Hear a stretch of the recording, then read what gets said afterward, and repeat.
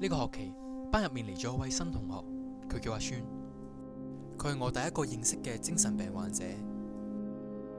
我觀察咗佢好耐，發現佢經常做啲強迫性動作。阿川佢呢份人比其他同學表現得更加內向，甚至有時會表現得好緊張。其他人都好驚行近佢，因為阿川對其他人嘅反應都好敏感。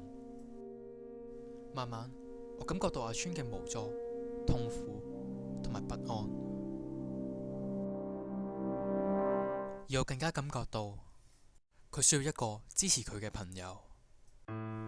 其實精神病患者同普通人冇咩大分別，或者咁講啦，班上面總有啲天資比較優秀嘅同學，亦有啲需要幫助嘅同學。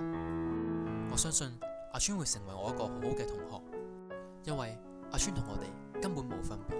消除歧視，互愛包容，